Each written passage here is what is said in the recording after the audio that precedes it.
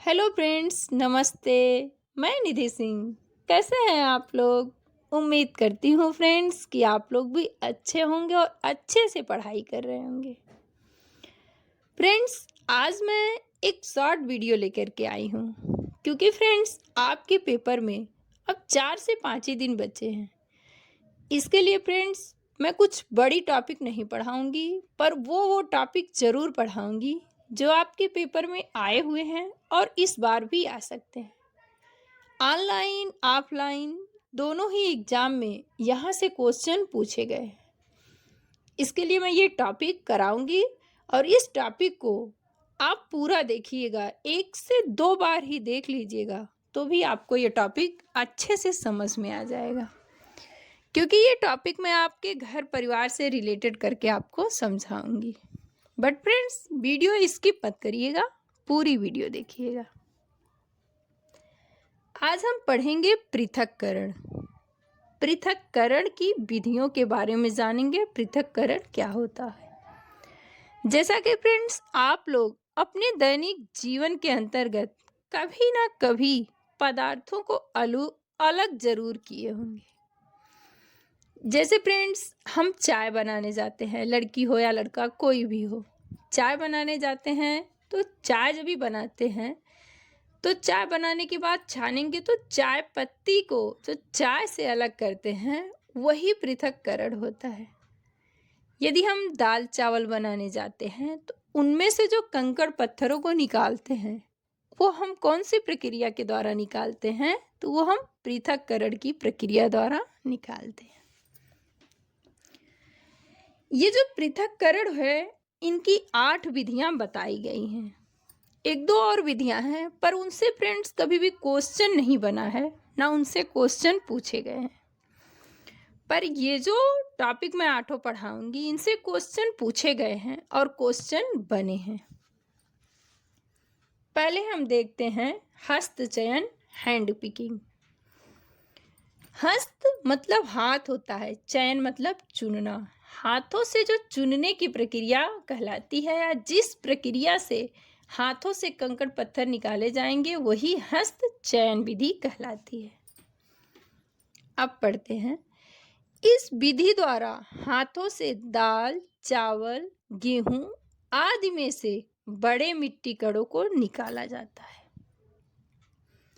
Friends इतना याद रखिएगा, बड़े मिट्टी के कणों दिया तो हस्त चयन विधि, और हल्के कण दिया या मिट्टी के धूल वगैरह दिया तो अवसादन विधि। 1 नंबर हमारे यहीं से मिस्टेक हो जाते हैं।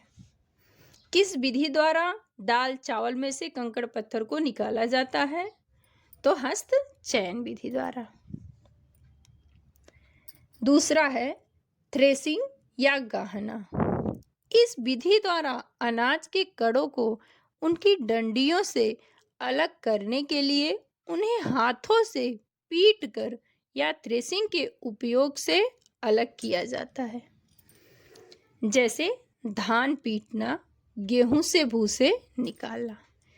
जैसा फ्रेंड्स आप सबने देखा होगा गांव वगैरह में, या नहीं देखा हो तो जान लीजिए। जब भी फ्रेंड्स पहले धान को पीटा जाता था, एक बड़ा पत्थर रहता था या तख्ता वगैरह लोग बाहर रख देते थे, उस पे गेहूं के पेड़ को पकड़ के डंडियों से पटकते थे तो जो धान होते थे वो अलग चले जाते थे और जो धान की डंडियां रहती थी वो अलग हो जाती थी। अभी तो गेहूं की मशीन वगैरह आ गई। पहले फ्रेंड्स क्या होता था, एक थ्रेसर रहता था, उसमें गेहूं की डंडियां बाल के साथ ही डाली जाती थी, पूरे पेड़ को ही गेहूं के डालते थे। फिर वो मशीन क्या करती थी, थ्रेसर गेहूं को अलग कर देती थी और भूसे को अलग कर देती थी। तो गेहूं से भूसे को जो अलग करने की प्रक्रिया कहलाती है वो क्या कहलाती है? थ्रेसिंग या गाहना। या इस तरह से याद कर लीजिए, बाली से दानों को निकालने की प्रक्रिया ही थ्रेसिंग कहलाती है। अब हम तीसरा देखते हैं, निष्पावन या पछाड़ना। निष्पावन याद रखिए या पछाड़ना याद रखिए। दोनों में से आपको एक याद रखना है, क्योंकि पछाड़ना भी पूछ सकता है और निष्पावन, लेकिन ज़्यादातर निष्पावन ही वर्ड दिया रहता है।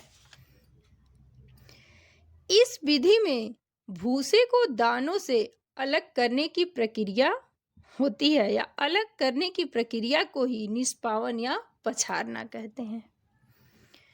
जैसे हवा के माध्यम से मिश्रण को अलग करना।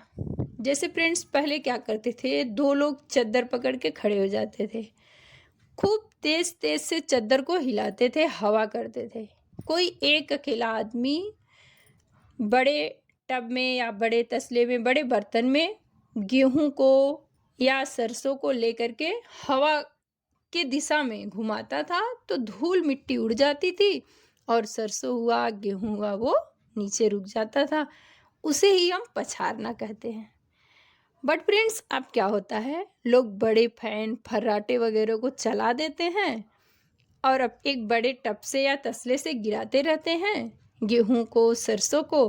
तो जो मिट्टी के कण होते हैं, धूल होते हैं, वे हवा से उड़ जाती हैं और जो हमारे पदार्थ होते हैं वो नीचे रुक जाते हैं। वही पछाड़ना कहलाता है। हमने पहले ही कहा ना, आपको हम आपके घर से रिलेटेड करके चीज़ों को पढ़ाएंगे ताकि आपको भूले नहीं। अब हम फोर्थ देखते हैं, चालन। चालन से ही आपको अच्छे से समझ में आएगा, चालन चलनी। इस विधि में चलनी का और झरने का विशेष उपयोग किया जाता है। जैसे आटे से चोकर निकालना। आटे से जो चोकर निकालते हैं हम, वो चलनी से ही निकालते हैं। जो फ्रेंड्स हम रोटी खाते हैं ना, वो जब आटा घर पे आता है तो हम क्या करते हैं, चलनी से उस आटे को चालते हैं और क्या करते हैं, चोकर अलग कर देते हैं और आटे से रोटी बना के खाते हैं। ये जो हम आटे में से चोकर निकालते हैं, यही प्रक्रिया ही चालन कहलाती है। फिर है रेत व कंकड़ पत्थर को अलग करना। जब फ्रेंड्स घर वगैरह बनते हैं तो पलस्तर वगैरह करने के लिए लोग एक बड़ा सा झरना जैसा ले आते हैं, देखा होगा आप लोगों ने। फिर उस पर सीमेंट में और जो रेती वगैरह पत्थर रहते हैं उनको झाड़ा जाता है, तो जो बड़े बड़े कंकड़ पत्थर रहते हैं वो बाहर ही रुक जाते हैं और जो हमारे उपयोग के रहते हैं उन्हें हम अपने घर बनाने में उपयोग में लेते हैं। यही झरने का काम रहता है और चलनी से हम आटे को चालते हैं। अब है निस्य नंदन या छानना। फ्रेंड्स, छानना तो आपको याद हो जाता है, बट निस्य नंदन शब्द नहीं याद होता है। निस्य नंदन क्या होता है, मिश्रण को छलनी से छानकर अलग कर लिया जाता है। जैसे चाय में से चाय पत्ती। जब भी फ्रेंड्स चाय बनाते हैं हम, तो चाय में से जो चाय पत्ती निकाल के अलग कर देते हैं और चाय को पी लेते हैं। तो ये किस विधि में किया जाता है, तो ये निस्य नंदन विधि में किया जाता है। क्वेश्चन इसी तरह से पूछा जाता है कि किस विधि के द्वारा मिश्रण को छलनी से अलग कर दिया जाता है, तो फिर निस्य नंदन विधि द्वारा। फिर है जूस में से रेशे को तथा पनीर बनाने के लिए फटे दूध में से ठोस कणों को छाना जाता है। ये भी निस्य नंदन की प्रक्रिया होती है। जब भी आप जूस वगैरह पीते हैं तो उसमें छोटे छोटे रेशे रह जाते हैं, उन्हें भी लोग क्या करते हैं, छान देते हैं। छानने के बाद पीते हैं। तो वो किस विधि द्वारा किया जाता है, तो वो निस्य नंदन विधि द्वारा किया जाता है। फिर है अपकेंद्रण। इस विधि में मिश्रण को बहुत तेज गति से घुमाया जाता है। जैसे दूध में से क्रीम, दही में से मक्खन। जैसा कि फ्रेंड्स आप लोगों ने अपने घरों में देखा होगा कि जब भी पहले क्या करते थे लोग, दही में से मक्खन निकालने के लिए मथनी को जितनी स्पीड से घुमाते थे हाथों से, उतनी ही आसानी से मक्खन बाहर आ जाता था और उतनी जल्दी आता था।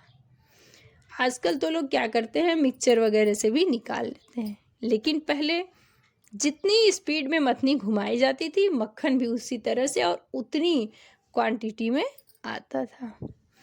तो ये दही से मक्खन निकालना, दूध में से क्रीम निकालना किस विधि में किया जाता है? तो ये अपकेंद्रण विधि के द्वारा किया जाता है। फिर है वाष्पीकरण।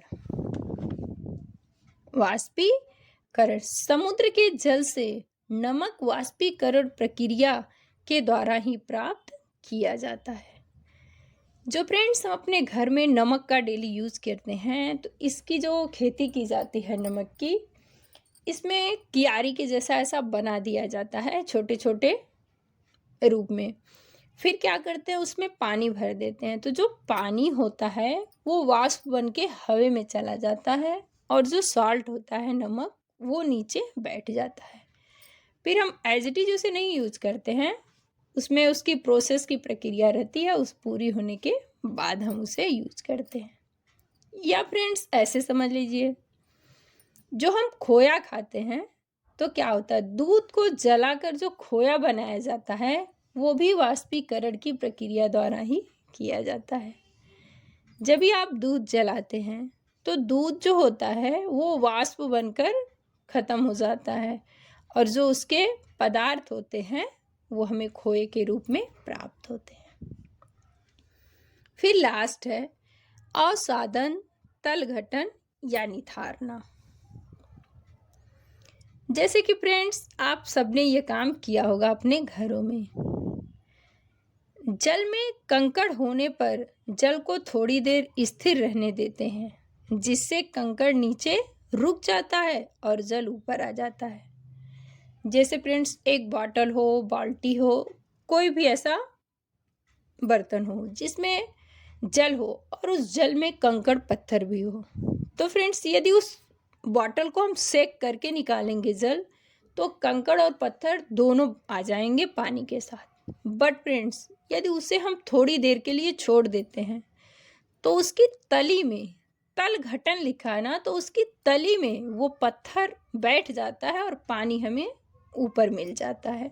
वो भी अच्छे से पानी, साफ पानी मिलता है, कंकड़ पत्थर नीचे बैठ जाते हैं। इसी तल घटन प्रक्रिया को निथारना भी कह सकते हैं और साधन भी, तल घटन भी। जैसे कि फ्रेंड्स आप लोगों के घरों में, सबके घरों में टाकी वगैरह होगी, तो हम क्या करते हैं, कभी भी आप अपने घर में देखे होंगे, नहीं देखे होंगे तो अब से जाके देखिएगा, जो पानी की टंकी होती है ना, उसमें कभी भी पाइप नीचे नहीं लगाया जाता है। जो पाइप होता है वो हमेशा ऊपर के साइड लगाया जाता है। क्यों ऐसा किया जाता है? क्योंकि जो ऊपर पानी होता है वो स्वच्छ पानी होता है और जो नीचे उस पानी में गंदगी रहते हैं, पदार्थ वगैरह गंदे, वो नीचे बैठे रहते हैं। इसीलिए फ्रेंड्स ऐसा किया जाता है। ये पूरी मैंने आपको 8 विधियां पढ़ा दी। अब एक ही क्वेश्चन डिस्कस करूंगी ताकि आपको समझ में आ जाए क्वेश्चन पूछा कैसे जाता है। यदि एक से ज़्यादा क्वेश्चन करेंगे फ्रेंड्स तो वीडियो ज़्यादा लंबी हो जाएगी। एक क्वेश्चन करा करके वीडियो को समाप्त करेंगे। अब फ्रेंड्स एक क्वेश्चन मैं कराती हूँ, क्वेश्चन तो और भी मैं करा सकती हूँ फ्रेंड्स, लेकिन वीडियो बहुत लंबी हो जाएगी और टाइम कम है आपके पास। क्वेश्चन है, एक किसान दानों को भूसे से अलग करना चाहता है। एक किसान है, वो दाने को भूसे से अलग करना चाहता है। जिस प्रक्रिया से यह किया जा सकता है वह कहलाती है। Option A 1 threshing.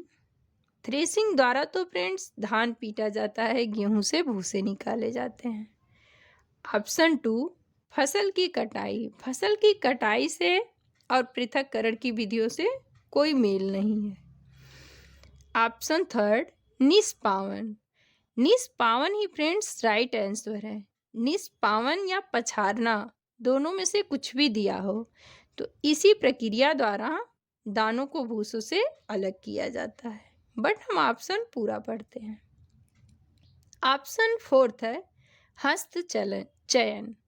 हस्त चयन की प्रक्रिया से तो फ्रेंड्स दाल, चावल, गेहूं, इनमें से मिट्टी के बड़े बड़े कणों को निकाला जाता है।